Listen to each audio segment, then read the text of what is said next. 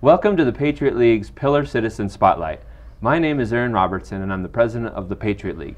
We're a nonpartisan public advocacy organization that seeks the common good of society through the advancement of America's founding principles, working together to advance the principles of traditional marriage, parental rights, religious liberty, and the humanity of the unborn. 4 pillars of moral truth that we believe sustain America's ability to survive and thrive. And we're joined today by Father Andrew Kemberling. And Father Andrew, we're so pleased to have you as our spotlight guest today and just looking forward to chatting with you about the pillar principles. Thank you. It's my honor and pleasure to be here. Oh, thank you. Father Andrew serves as the pastor at St. Vincent de Paul Catholic Parish in Denver, Colorado, and we've come to know him as a leader in his community that believes strongly in the pillar principles. So we've invited Father Andrew here today to give us his perspective as a religious leader on the pillar principles. And Father Andrew's remarks are not intended to be an official statement of St. Vincent de Paul Catholic Parish or its affiliates, but reflect his sincerely held personal and religious beliefs. So with that, Father Andrew, we'd like to start off with sort of what's your primary motivation for believing in and defending the pillar principles? Well, I know that we live in what is often called a post-Christian society. Okay, because the Christian principles that were just given as a way that people made assumptions about life, they don't exist anymore. All these traditions, all these conventions that would happen within families, workplaces, neighborhoods, they don't happen like it used to. Right. In fact, a lot of people don't even have the same working assumptions that we did in the past. And so one of my real concerns is I've done a lot of studying about politics and religion, and I'm watching our Christian values slip away. And we need to find a way to get our Christian culture back.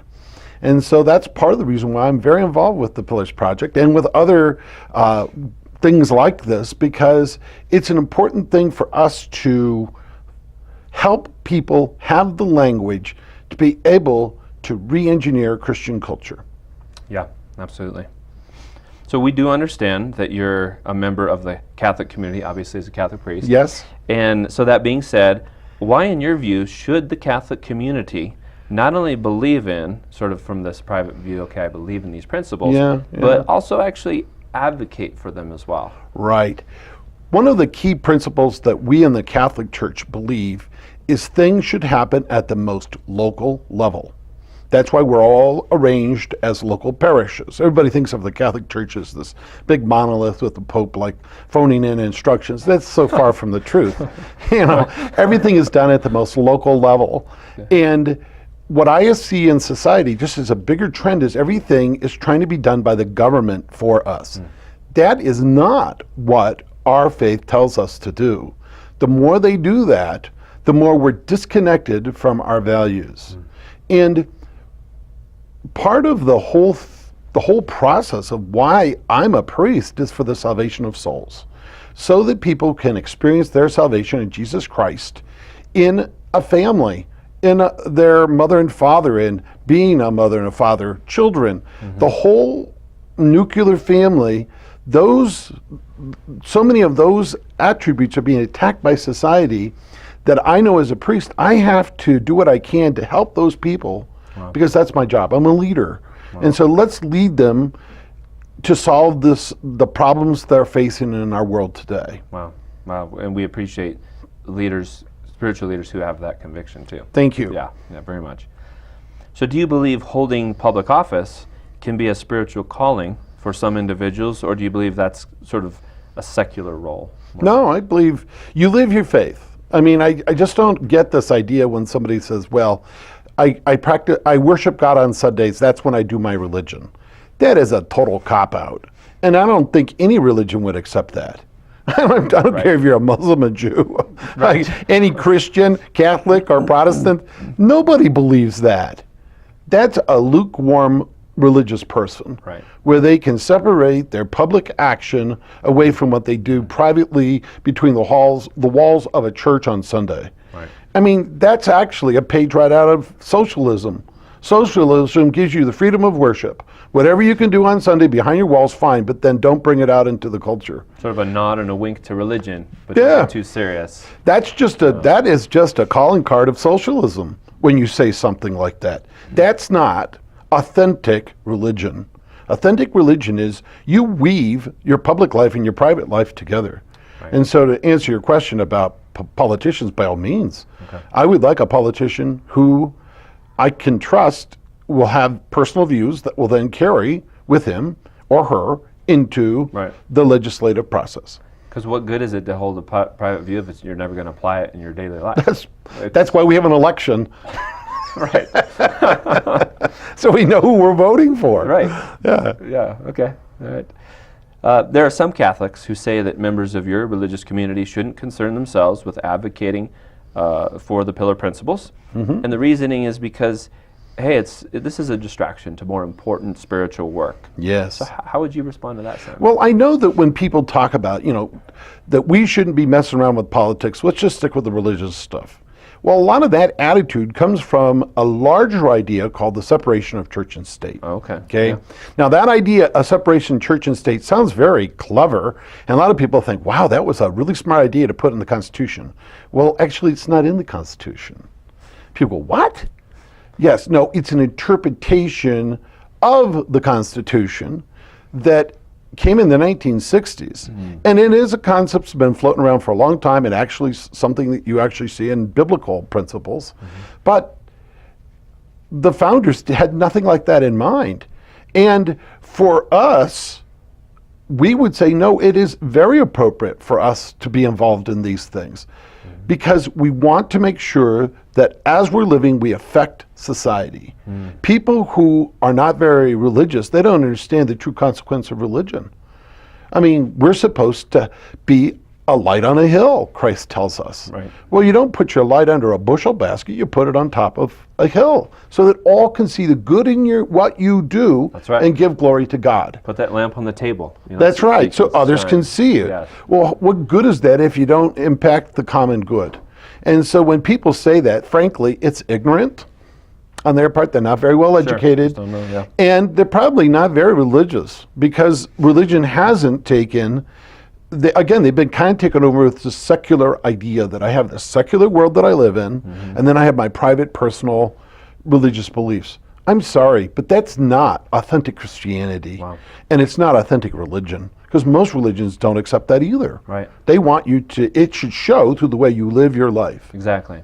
And so you would say that, and you kind of addressed my next question, so I'll just sort of go light on that. Yeah. You would say even as, not just a parishioner, a member of the Catholic community, but even as a leader, this is very appropriate to speak in your role, not obviously necessarily for a political candidate per se, but for these moral issues. Right. This is not just relegated to sort of the rank and file of the Catholic community, Right. but even the leadership. One of the things that I could add to what you just said Please. is that, this is kind of going bigger, but you know me, I like to think a little Yeah, bigger. yeah, I like to think a little, I like to have that 30,000 foot view. You have to remember, if you're talking about religion, you're talking theology. Okay? Well, theology actually comes from the world of philosophy. So I can talk my values at a philosophic level and nobody would know that I'm talking religion because I just switched into the philosophic realm. Okay. Well, all the debate that happens in a legislature, it just depends on which philosophic base you're working out point. of. Great And that's where it begs the question, oh, you can't legislate morality. Well, that's baloney. That's a contradiction in itself because every laws are morality, Excellent. are generated from an ethic. Well, everybody has an ethic, spoken or unspoken. They may not even know they're working out of one, Yeah. and it might be a hybrid type. Well, my job, because I look at philosophic systems, is that I can analyze what is your ethic. How blended are you from different ethics to be able to what you're doing? But I'm hearing value systems that go contrary to Christianity. Yes. And that's where I would invite people when they're speaking, and when I hear people talk, I can say, wait a minute, if you can make that assumption, then I work it back. It's like playing a game. I can go back and say, you would have to ask this question, which then assumes these values. Well, then you're not talking Christian. Right. So I know when you have a Christian value, fine, maybe I'm working with somebody who's not Christian. Well, there's some common ground in humanity that we can Correct. work upon. Because you're both bringing your philosophy. That's right, and One that's way, yeah. part of what I like about the Pillars Project. So what happens if I am working with somebody who's non-Christian? We can find common ground for the common good because we believe in goodness, okay? Right. But then what I find it's easier to work with somebody who's a religious person. When you get a secularist who does not believe in God, their value system has negated religion out of their thinking, and by doing it, they negated certain moral systems and philosophic Right. values. That's a problem. Right. And it's sort of like selective censorship to me. As you were talking, it made me think about, you were saying how, as a Christian community, then that is going to be presented as their philosophy or their worldview, whatever word you like. That's right. So then if folks in the secular environment could say, hey, that's bringing religion in the realm, it's sort of selective. We're saying, well, we can bring our philosophy in, but you can't bring yours. That's right. And that's censorship of one point of view. That's right. And it's a biased way, and it's not a fair argument. That's a way of trying to manipulate people and to control them and not have an honest discussion with somebody. That's a way to not really engage into dialogue, but to force your ideas on another person. And that is a world we're living in right now. Isn't it true? I mean, people are being forced into a way of thinking instead of this idea of dialogue, critical thinking. Right. That is not what's happening. People are saying, I don't want to hear your side because Exactly. I am so sure that I'm thinking my way is the right way. Well, part of the issue that I would have as a person that's been trained to think with good value system is that we can find some common ground. Well, some of the common ground at the highest level, I'm sorry, some of these seculars have negated these. Right. It's hard Look, to find it. For instance, truth. Well, it's sort of, Jesus, when he was with Pontius Pilate in John's Gospel has him talking about truth. What's truth? Right. Boy, I'll tell you, that's the question of our times. What is truth? Isn't that? Well, I can say right now, there is no absolute for these socialists. Right. Because reality is based upon whatever's good for them.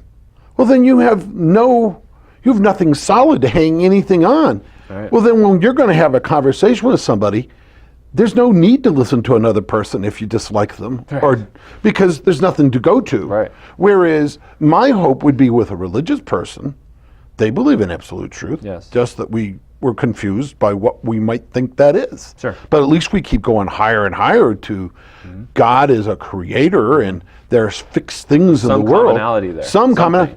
That's the problem with a diehard secularist. Right. They don't believe in the truth. Right. And they don't believe in what is good. Then what does it mean to be good? Well, good is whatever benefits me. No, good is what benefits society and others. Yeah. Well, and it's the hypocrisy of, it's the historical fact that when religious groups, and I'm speaking specifically about the Christian community historically, when they have been, and there's been exceptions throughout history, don't get me wrong, but Christians generally have the worldview of tolerance for other people's worldviews, and sort of, I hate to use the term live and let live, but to some degree, it's respecting the fact that you may not share my theology, but you still have the right to exercise whatever. Right. Unfortunately, we've seen in history a lot of atheistic nations and groups mass murder on unbelievable scale. Yes. So, like to your point, the religious community, we actually believe in tolerance and allowing for, in the traditional Christian view, does in fact believe in tolerance. Well, I would then say because you believe in tolerance, then there's an absolute truth that will hold it all together. Right. But you see, if you have somebody who doesn't believe in absolute truth, facts don't matter. So then you need propaganda. There you go. Propaganda. You create an artificial fantasy world of what you would like it to be because there's no truth. See, with people that all have an understanding of what truth is, we can at least say, okay, we can live and let live because everybody will then have the same assumption of what is good for everybody with some variations. Sure, yeah. And we will know that we all live and die and we all are going to be answerable to our Maker someday. That's the advantage of having a God-based belief system across the board. My biggest issue with secularism is they take God and God's values out of the equation. Right. And it makes absolute truth hard to attain. Wow. Well, then there's nothing to hang your hat on. Yeah. These people don't want to hear if they disagree with it. Propaganda is what they're spinning. Well, propaganda is fake. Yeah. It's dishonest. So when people come and say, "Oh, you can't talk like that because you might offend," Right. it's that in itself is a dishonest argument, because it's Absolutely. not honest about the facts that we are entering into. They're trying to manipulate the end result without being fair or just. Right. Yeah. So Very good. here you're hearing these words: fair, just, honesty, fake, untrue, lying, dishonest. These are all Christian values. Well, if you're not a Christian, you can lie, you can do whatever you want, Yeah. Right. because it's whatever's good for you. Right. That's a dangerous world, because you know what? Worlds that have that, they descend and fall apart. They don't last, because the God, the creator of the universe, with human systems, justice is real. You'll get your own justice really quick, because that system will fall apart. It won't last. It's good. So true. So true. So, in your view, how do the pillar principles positively impact society as a whole? Not just for one, not just for the Catholic community, not just for whatever community it is. How do they, would you say? I know, I've said it once before, it's culture. Okay. Culture is what those pillar principles affect. Because here you're talking about parental rights and traditional marriage. The way I understand the truth and how it's organized, the core unit of humanity, if you're going to talk about politics and society, you don't start with the president. You start at the very bottom. You start with a husband and a wife and a family unit. That's the core. That's what we call a nuclear family in sociology. But for with classic Christian ideas, we know that's the core unit of God's design for all of the world. You have to remember, Adam and Eve, they were married. Okay, so here's this married couple with children, and from that, this idea of traditional marriage is the man and a woman. That is the hinge that creates culture. And God gave the mother and father rights, not privileges, rights. Rights are given to us by God. And with those rights, they then create the family story, they create the family customs, they create all those, and then they percolate and ripple out as other families join with them, and there's every variation because of ethnicity and religious practice or whatever it might, regional, if you're in a sunny place, a cold place, whatever. But there's values attached to each of those practices.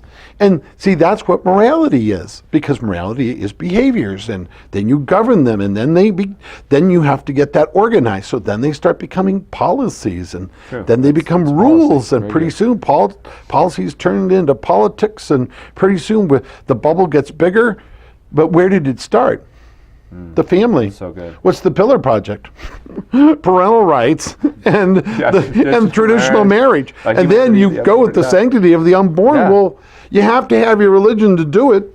Right. There's the pillars. Right. So it's a natural for me to want to be with this, and that's why I've encouraged other Catholic priests who understand this unified approach to what our mission is in the Catholic Church. Most are happy once they understand that reality to sign the Pillars letters and be part of the Pillars Project. Right. Yeah. No, we appreciate that. So it's such a beautiful picture you just painted. Thank you for that.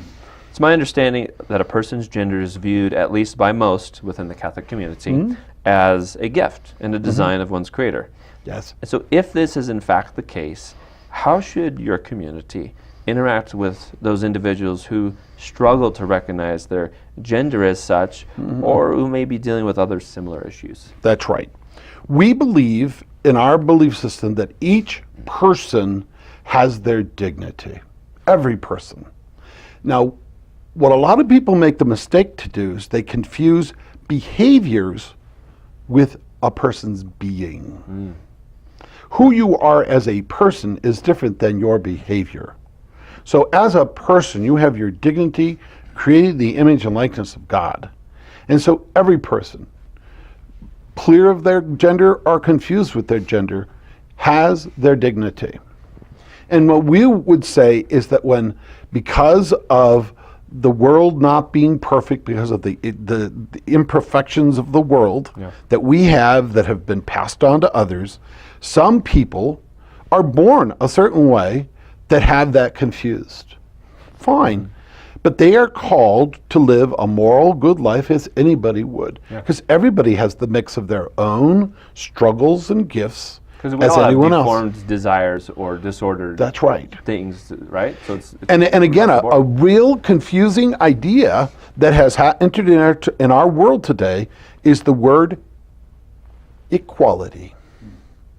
Equality is not what you think it is. Equality is a very important idea, but we cannot make it more important than other ideas. Society has flipped them around. Well, there's a problem with that because it has a real problem with marriage and with gender and with identity. The very fact that God wanted a male and a female to come together, he made them look different. Yeah. Okay? And not only do they look different, emotionally on the inside, we're very different from Just each other. biological. Yeah. Or It's physical emotional, appearance. intellectual, and spiritual. Yeah. Men and women are different. And so the difference has an important part to play in equality. And so equality is a good value, but there are other values that are actually higher than equality. So equality has aspects of being fair to equal opportunity, but you have to understand differences and different gifts. Right. And each of us not being equal in the amount of gifts they received, equal in the amount of intelligence, equal in looks, equal in talent, Right. equal all kinds of things. You're not equal. We're all different. It's this idea that takes equality and misconstrues it as sameness. We should all advocate, like you're saying, for justice and equality in that That's sense. right. But we've confused equality with sameness. We're not the same. That's right. You know what I'm saying? And then We have the way different- I look at it, because I have like this organizational system of thinking, Yeah. they have it out of the order.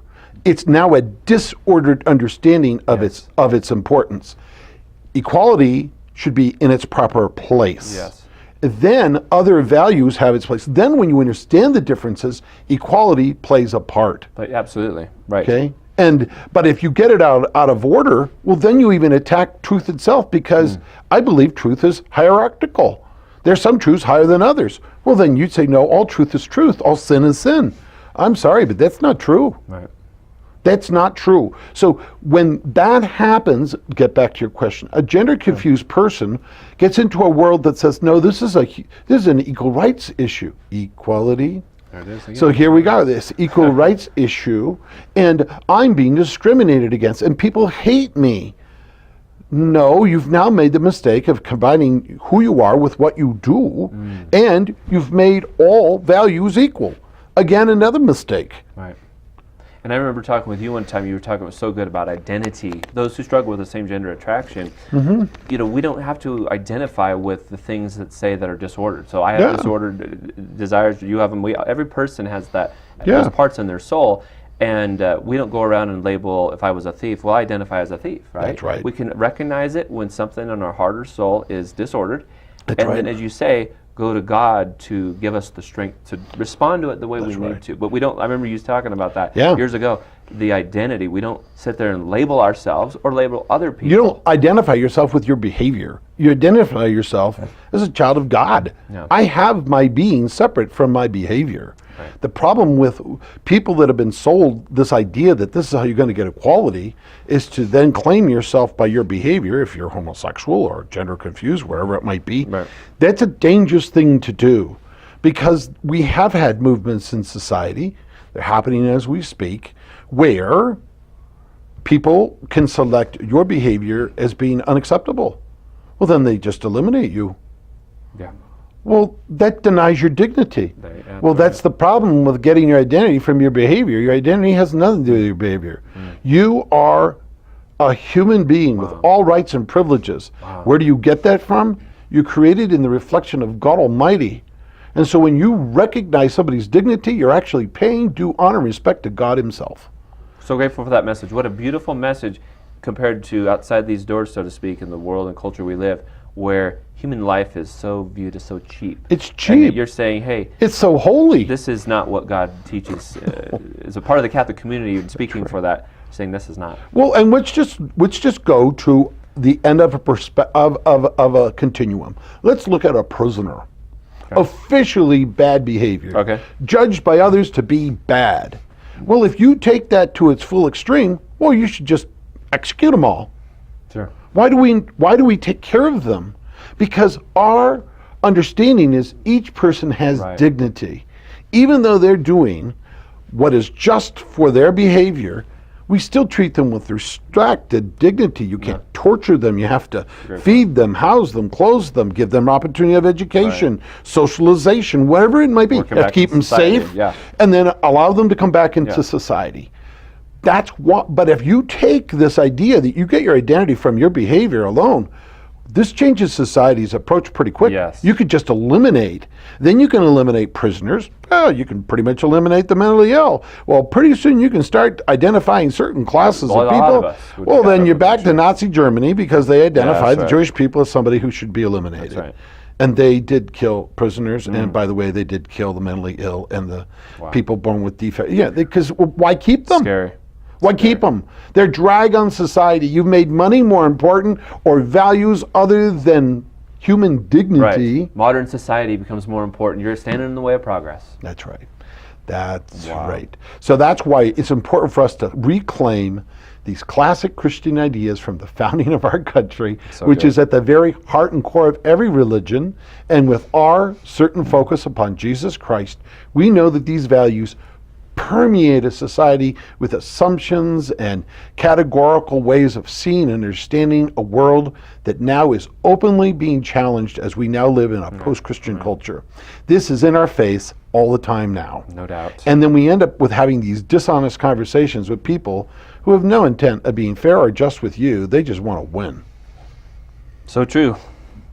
So those individuals that we're talking about, they struggle with, the recognition of their gender again as that God-given gift and so on. Yeah. If they want to attend your religious services, Yeah. assuming that they're not there to just disrupt, but they sincerely want to hear the teaching, Yeah. are they welcome to attend your services? By all means, you are welcome to attend our Mass. We would ask that you respect our customs, that if you're prepared to receive what we would consider something that people went through quite a bit of preparation to receive is Holy Communion. You have to be prepared and ready to receive it. There are some Catholics who exclude themselves because they don't even feel they're ready. Right. And they go to Mass every Sunday, but they don't want to receive because they're not worthy to receive. So what makes you want to be acting right with the teachings of the Church. Now, are people challenged with that? Yes, but then we have sacraments for that. That's why we have confession. It's good to be challenged, right? Yeah. For where I'm supposed to be. That's right. I mean, that's- and people then keep using the sacraments to come closer and closer to God. So we would ask people not to participate in communion. But then I have found that people think that they're going to agree with everything I have to say. Well, this last Sunday, I gave a really hard truth. Because I know I live in Denver. I know there are a lot of people who tend to be more liberal. And I challenged something. I used two very important words. Instead of using the word sex, I used the word procreation. Okay. Instead of disordered sexuality, I used the word perversion. Okay. Boy, I'll tell you, you want to get hate. Start telling people they're perverted. Wow. Well, that's the reaction. And you know what? That's our word. The word has fallen into disuse. What does the word mean? And I know you're an intelligent guy. You Yeah. kind of look at the words and the meaning. Yeah. Give us a capture of what does that convey? And the way I looked up the word is it really means the reversal of to pervert something is to reverse it around. Okay. To change it. I know that in talking about disordering truth and getting it out of order, turning it around, when you are talking about sexuality, perversion is the proper word. And so every derivative that comes from that, we want children to know that word. Children are not being taught that word. He's probably right on that. They're not being, go ahead and use the word procreation. They have no idea you just said sex. They have no idea. That's the ordered, designed way of talking about the relationship of a husband and wife and a loving relationship to bring people into the world. We've lost the word. And you're saying call a spade, right? Well, I'm just saying, if you're going to only focus on the negative, then what's going to happen is you're going to have, that's where you're going to head. Okay. We've stopped using our words to describe the dream. And I have a whole dream displayed. What are the dream words? Virginity, chastity, purity, procreation. Well, where are those words? If you don't use them, we'll lose them. And for people to say, not to use the criticism of what we know is disordered. So you eliminate the word perversion, well then different lifestyles involving sexuality are okay. No, they're not, because now we're at a stage in our state where we want to have a sex ed bill where, to be honest with you, they're going to teach perversion in the classroom. What? Yeah. Don't say it like that. Well, I'm sorry, but that's the truth. Thank you for speaking. That is the truth. That is the truth. And I used a very interesting word the other day in my homily to describe what perversion really looks like. And it comes from a memory. Well, as you know, you mentioned it, I have a good memory. Yeah. Well, it's more than just a good memory. I was given an exceptional memory. I have childhood memories. I actually have baby memories. Really? Yeah. So I shared this with everybody. I have a baby memory of being this big. Wow, that's amazing. I'm 1 year old. Can't remember what I did last week, so go ahead. Yeah. I'm just telling you, I'm being bathed in a hand sink. Is that right? And I remember not like overfilling it. I'm a little baby. I know I couldn't speak yet. And so this is the flash of memory I have. Bright blue Formica top with the paisley designs and that bright stainless steel ribbing with the screws in it. And I looked at the bar of soap and it looked like that big. It's a bar of ivory soap. And to me it looked that big. Oh, and my mother was bathing me. And the phone rang. Now in my house, it's like 20 feet away, but around the corner in the kitchen. Okay. And I remember the phone rang and my mother pointed to the soap and said, "No." And as soon as she left, I grabbed the bar of soap and I put it in my mouth. Oh, gosh. And it was delicious. Oh, that's pretty funny. It was delicious. I'm a little baby. I don't even know if I know how to eat yet, but it was delicious. Boom, out of my hands, and there it is back in its place, and my mother's going, "No!" Wow. And I'm saying, "Yes, good." And I think I had a couple of words in my mind. I think I probably only had a couple of words. Yes meant good. No meant bad. Okay. Okay? And I was trying to say good. I remember I couldn't say it. Good. Good. I was trying to say good. She's saying no. Yes. No. Then she used a word. This is the word. She pointed to it and said, "Poison." Oh! Okay. Boom. Activated. I knew that word. I remember my mother showing us under the sink, and she'd make sure we'd smell bleach and things like that. Yeah, so you were familiar with Yeah, and it was like stinky. Yeah. She'd go, "Bad, Right. poison, She loved you. She protected poison." And so we knew what poison was. And that was poison. you. The word triggered it for you. That's right. Well, that's why I use the word poison with perversion.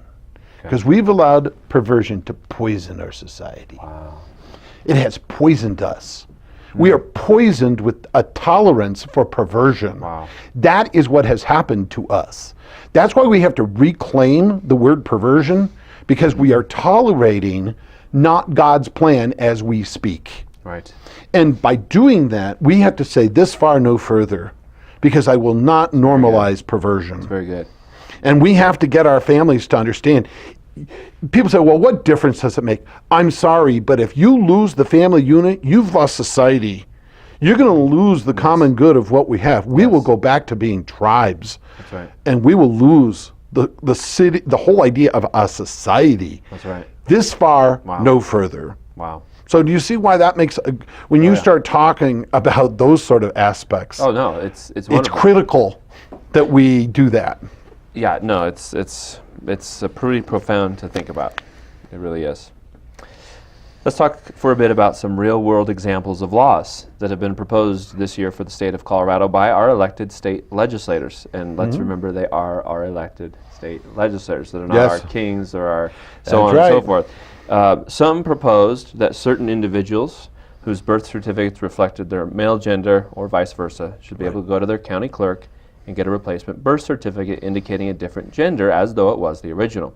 In your view, should citizens, assuming their gender is clearly identifiable at birth and whatnot, should they be able to obtain a government-issued birth certificate indicating a gender other than their gender that was witnessed and observed at birth? Right. I believe the word you want to work with right now is honesty. Okay. It is dishonest to try to change the terms of biology. Okay. Now, if you want to interpret who and what you're feeling like, that's yours. But biology is not up for opinion. Yeah.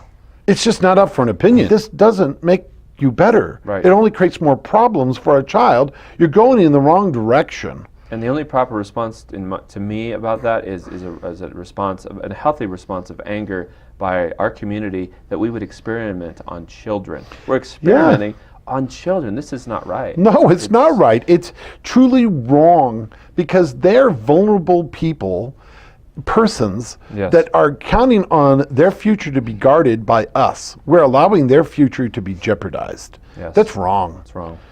Ugh, man. Okay, so shifting gears a little bit. Yeah. Let's talk about another law, again proposed this year. And the bill said that it should be legal for an adult, in this case it was a psychotherapist, to have a private conversations with the parent's child as young as 12 years old without the parent's permission or even knowledge that the conversation with the psychotherapist had taken place. What are your thoughts on this idea? Parents have rights. Parents have rights. These aren't privileges that a society granted to parents. These are rights that a government has an obligation to preserve that parents have. That's good. Parents have a right to be the first teachers to their children in all things. Public school, religion, sexuality, they are the first teachers to their children.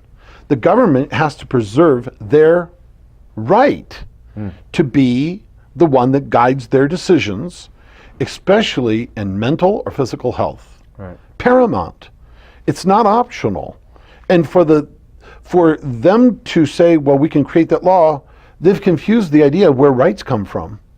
Because you don't create rights, God gives them to us. You're denying our God-given rights of parents. And that's where my job is, to remind parents, don't let them take this away from you.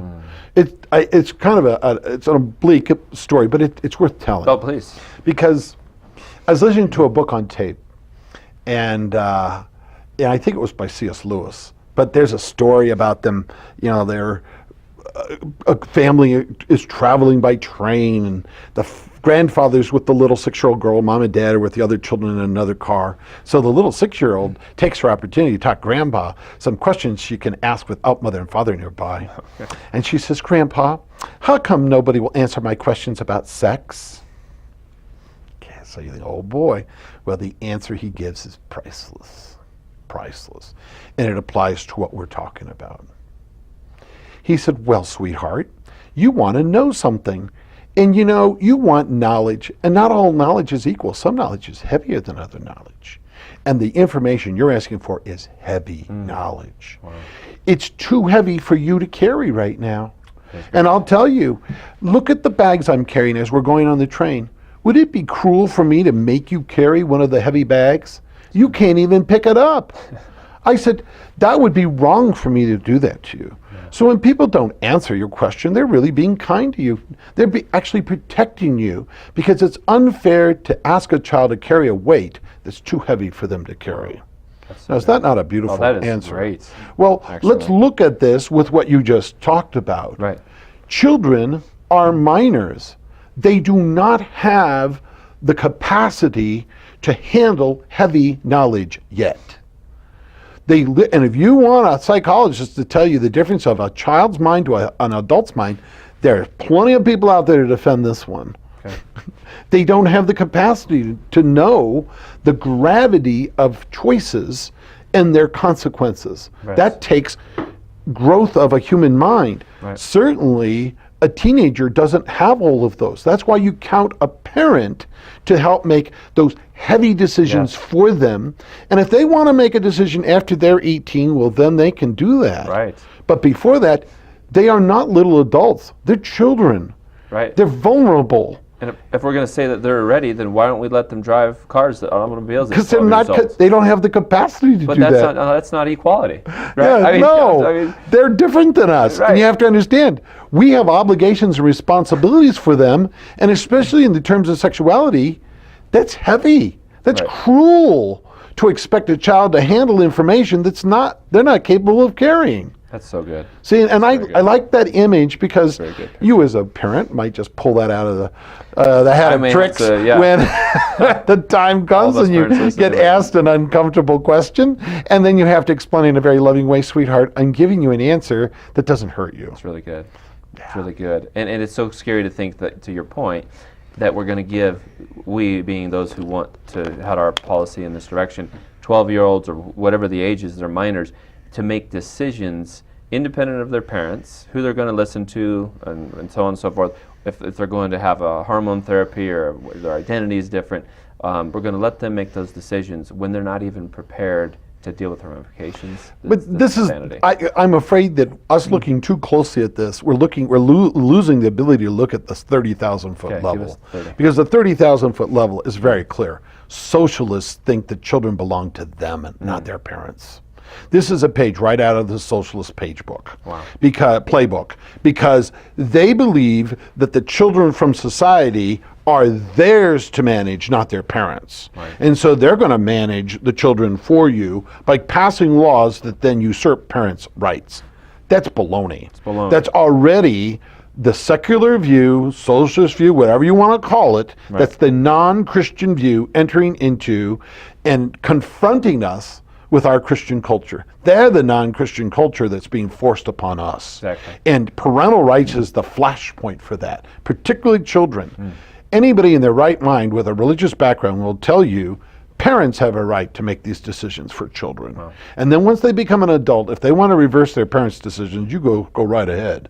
But you do not stand in the way of a mother or father with their children. The law of nature will do that. You go over there and try to say, oh, I'll do better for that bear cub. That mother will disagree with you. Oh, yeah, exactly. She'll rip your arms off. Well, the mother bear protecting your children. It's part of the plan of how God creates mothers and children and fathers and their family. Right. It's all part of the system that God has made as part of this universal truth. Yeah. These people that don't believe in truth, well, they don't care about that. They want their propaganda fantasy system of how they want the world to work because they're so sure it's going to work right, even though socialism has failed everywhere that it's applied. Yes, so true. And that word baloney you use, that's a very Catholic theological term, right? Yeah, yeah. Nobody, priest can use that word, right? That's right.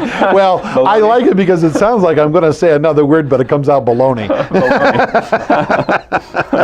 Because they think, oh, Father, you can't. Oh, that's okay. Oh, my. So I'd like to ask you a question about marriage. Yes. That ties to our previous discussion about gender. You bet. Okay. Simply put, is marriage, like gender, viewed by most within the Catholic community as something given by the Creator, or is it generally viewed as a cultural construct brought about by humanity over the generations? I know we probably touched on this a little bit, but maybe you could just by all means comment there. We believe in our faith system, and this is really very interesting as in Christianity, because we believe that with Adam and Eve, many things changed because of sin entering the world. Okay, and of course, from my tradition and many others, we know it as original sin. But original sin did not affect everything. There is part of the original blessing of Adam and Eve, and marriage is part of that. That is part of the original blessing that was not forfeited by original sin or washed away with the flood.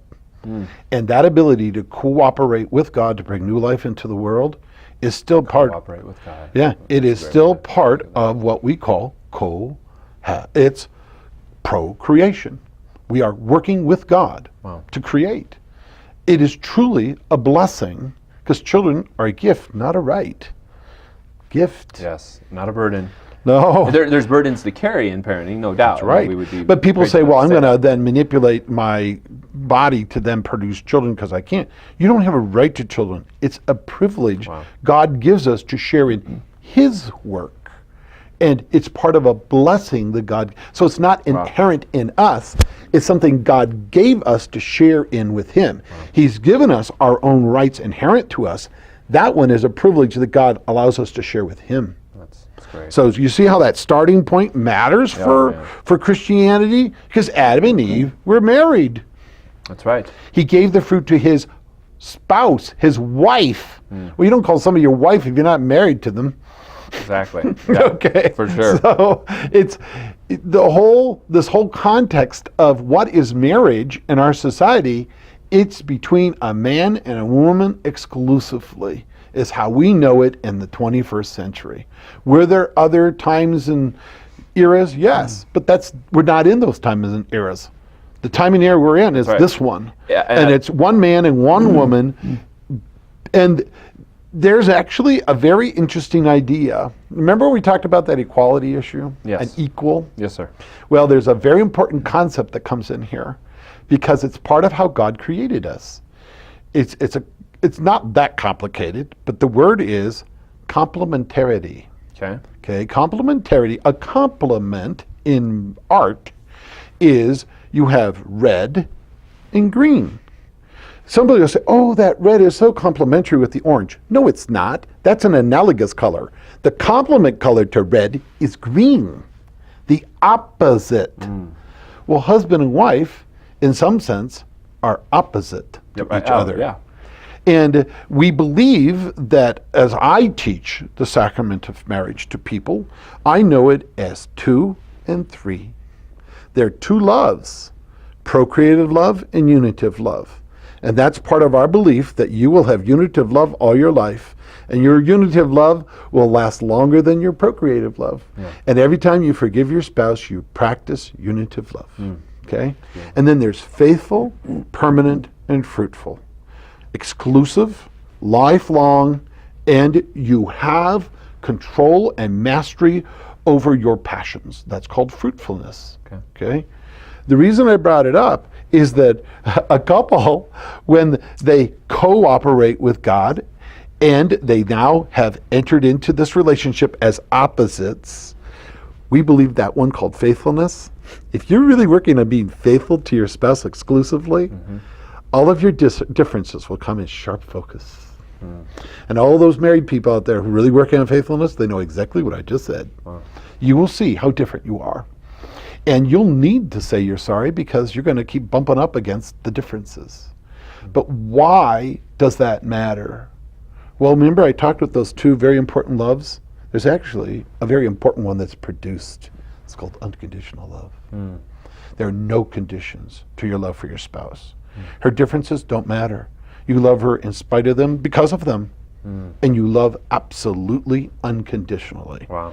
Why do you need that? Because your children will come along. And sometimes your children don't quite come out the way you expect them to. Or they act like you want them to. Or they have character defects that drive you crazy. But you know what? You love them in spite of their differences, because of their differences. And then you image God's love for us, because then you image marriage upon the cross. Not even death could stop God from loving us. That's unconditional love that Jesus is practicing on the cross, that then husband and wives are asked to practice because of their differences from each other. That's why it's important that it be a man and a woman in union to create this privilege of being able to participate with God in procreation, and they are faithful, permanent, and fruitful in doing it. And with it, they have this unitive love that lasts throughout their relationship. That's the way I know how to describe it. That's the dream that I call it. That's the goodness. That's the good stuff of what it is that we need to be talking about, because those values need to be reflected in the laws and the policies that we have in our world today. Yes. And it's the exact opposite. All the disorder is what's being put into laws. Well, if you focus on all the disorder, what are you going to get? Disorder. Right. You're going to unravel and unhinge the Christian value system that we have in place. Wow. And that's what we're watching systematically being unraveled as we speak. It's frightening. Wow. Yeah. Thank you for that. You're welcome. Concerning the pillar of religious liberty, kind of shifting gears a You little bet. bit, there was a bill proposed last year in the legislature to prohibit some members of the religious community from providing certain counseling services. Specifically, if an individual under 18 years of age who struggled with unwanted same-gender attraction, parents approving of the counseling, if they came to you, this bill would prohibit you from providing your counsel if the counsel involved words or actions that supported their desire to reduce same-gender attraction. And this ban would have been in place regardless of whether your counsel simply conveyed the conveyance of the traditional Catholic teaching as it relates to same-gender attraction. Please give us your thoughts on that proposal. Well, again, this is just totally dishonest. I mean, this is just a dishonest proposal. Okay. You are forcing a propaganda view of how you want to manage the people of your world. That is not the role of government. It is usurping the parental rights of parents. It is harmful to the citizenry because here you have minors, children who don't have the capacity, and now you're prohibiting them from getting the help and guidance from their parents.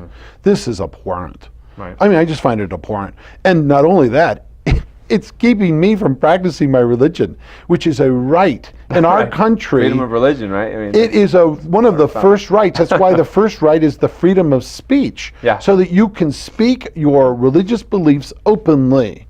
This is an outright affront. That's why I came out so harsh about it. This is an affront to everything we believe in Christianity and the United States of America. This is bizarre. Yeah. I mean, it's just bizarre. Right. That is throwing the Constitution out the window by trying to do something like that. Agreed. Seems the cultural winds are blowing strongly. Yes. Perfect lead-in, right, against those who believe in the pillar principles. Is there a point in your view at which we may realize law and culture has just gone too far and we should basically accept that? Boy, I believe there, as I wrote in my pastor's letter this week, that, you know, I believe that that Jesus is a prophet, because he is a prophet. And the readings that we encountered this last Sunday was a parallel to the Beatitudes. But in Luke's gospel, there are 4 blessings and 4 woes. It's that 4th blessing. Blessed are you when they hate you and exclude you and insult you and call your name evil because of the Son of Man. Be glad and rejoice, because your reward in heaven is great. And I can tell you this much. There are people who hate us and hate Jesus's teaching on love and marriage in our world today. They hate us for telling this story. So true. And I can tell you this much. We know that we cannot hate them back. We must love them. We must pray for them. But I will not compromise. I will not call perversion normal. We must say this far and no further. This is not tolerable. And I said to people, it is better to suffer than to compromise. If we have to suffer the consequence of standing up for Jesus Christ, well then so be it. But that is where we must not compromise, because you lose the sanctity of marriage and of the family. You've lost society. Wow. You've lost it. Now, I know this is going to sound amazing to you, Aaron. Maybe you were taught this way. I don't know. Sure. But when you talk to a young person, I know I was just talking to a young man, good young man. He was so proud. He's 18 years old now. So I was explaining to him, you know, now that you're an adult, there's all these things. You're not a minor anymore. And then I told him about how our society is falling apart. And I said, you know what? It's looking a lot like the Roman Empire. He looked at me curiously. Do you know that there are people in our society that have openly rewritten history? If you go to Wikipedia and go ahead and look what the fall of Roman Empire is, it's not what I was taught when I was a young man. I mean, I'm 61 years old. 35, 40 years ago, you know what they taught? The fall of Rome happened because of moral decadence.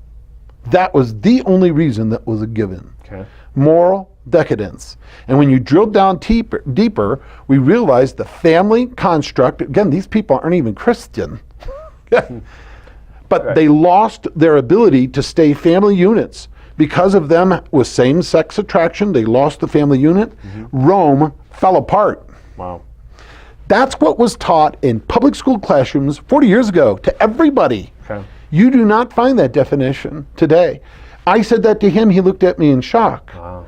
I said that 10 years ago in a high school classroom with children that were of my own religion. And that one boy said, "You mean you're homophobic? You're saying homophobia is what caused the fall of the Roman Empire?" And I said, "No, I wouldn't call it that, but I'd say sexual immorality is what caused the fall of the Roman Empire." Right. But do you see how we've unraveled our Christian culture?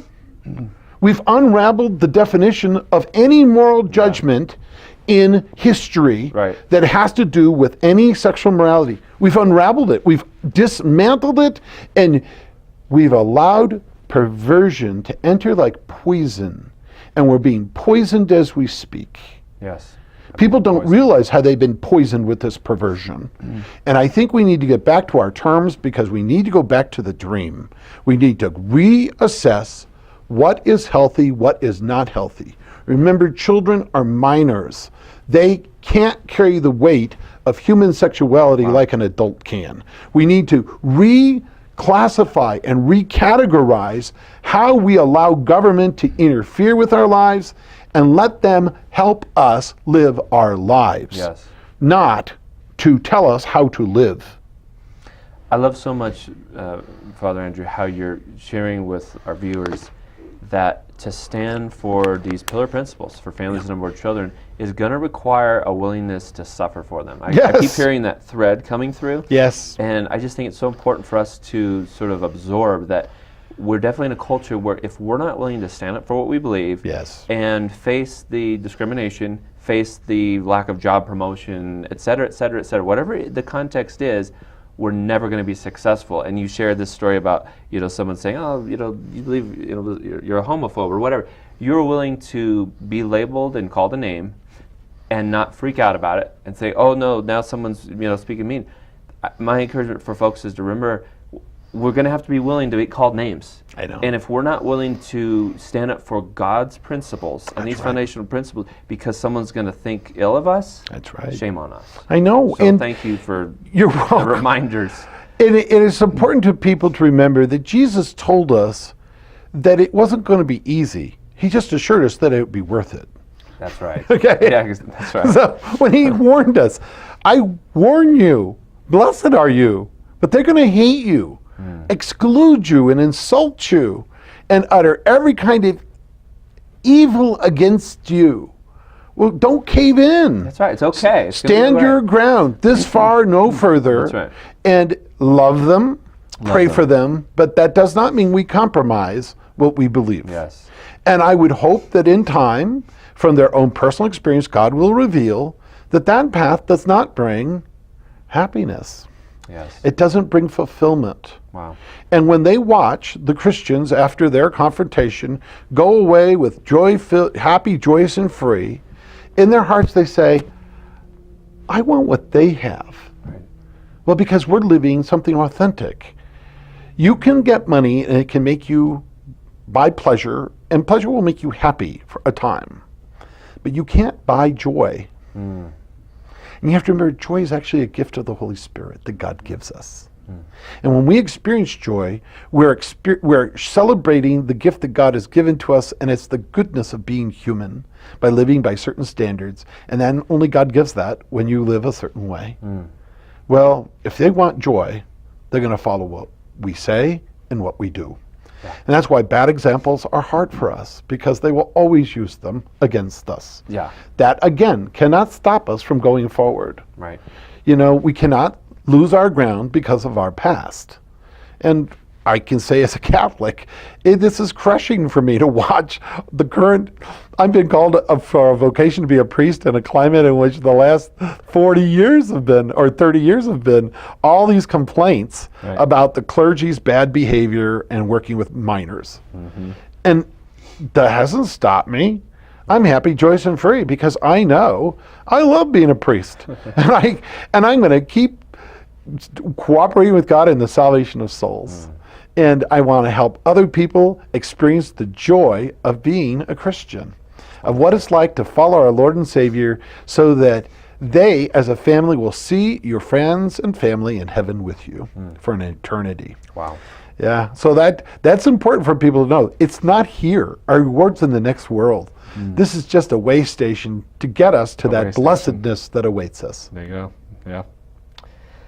We recognize many in the Pillar Citizen community, they're alarmed to learn that some of their fellow citizens who've been elected to represent them in the Colorado legislature are working to actively undermine the Pillar principles. Yes.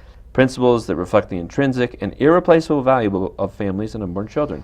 What, in your view, should be the response of the Pillar Citizen community to these developments? Communication, honest communication at the grassroots level is how this happens. People need to talk. If something bothers you, say something. Don't assume that everybody else is on board with it. If you see something, say something. Now, it's kind of interesting, you know, our Catholic Church has taken a lot of criticism for, you know, minors being abused. But I will tell you this much. We have gone through a very proactive, safe environment system for 17 years here in Denver. 17 years. Okay. So, I mean, it has many layers to it. And I just gave you one. When we see a behavior or an action that doesn't look right, you're supposed to say it out loud. Just say it out loud. Does that look weird the way he's reacting with that boy or that? Whatever. Just say it out loud to see if other people hear you. And then others will say, you know, I thought that was strange too. Okay. And then it's not under this veil of secrecy or veil of unspokenness, because not speaking gives tacit approval. And so not speaking to our legislature is tacit approval that their disordered behavior is acceptable. Speak out, talk to your friends, call them, send them an email. I disagree with you on this issue. And if we learn how to communicate openly, especially at that level, that'll have an impact. But I know a little bit about statistics, and I don't think anything changed in 35 years. When I was taking a constitutional law class, I had this one professor. He was very liberal. He had his big long hair when short hair was supposed to be in, but he was a professor with long hair, and he was always on TV. They always interview him whenever, and it was kind of neat. He was my professor, and he said that the population in general, less than 5% are politically active. Less than 5%. That's doing something other than voting. It's something other than voting, you have 5%. That's putting a bumper sticker on your car, wearing a button, putting a sign in your yard, signing a petition, writing, then you didn't email, but you're writing a legislator, making a phone call. 5%. Wow. So there's no wonder that people are so disconnected from the political realm. Most people have no idea what you're talking about when you bring that up. Because you're close to it, they have no idea. That's why it's important for somebody like myself, from the pulpit and other spaces, to talk about what's happening in the world around them and what are their rights, and to talk about it openly. Yes. That's why you coordinating religious leaders, we are a clarion voice that is far more respectable. And I'll tell you, as the media keeps tripping over themselves with mistake after mistake, we become more believable than them. Because they're unbelievable now. Right. Unbelievable. I just don't trust them. Yes. I don't trust them. I don't believe them. And it doesn't mean people aren't going to watch them. I think they're entertaining. You know? So now we watch news as entertainment, but it's not. We don't believe it. Yeah. You know, it's like, but we watch fantasies and comedies all the time. We watch fiction as entertainment. It's just now fiction as entertainment. Yes. And they're fooled into believing that they're journalists. No, you're just actors acting like journalists. It's not. We're the ones conveying the truth of news to people because we have a clarion voice that's unlike anybody. And I know this much. Socialists hate us. That's why they kill those in religion, because we can speak out the truth. Yes. We're educated, we're articulate, and people come to us every week. Right. They don't You're have competition. We're Basically. definitely competition.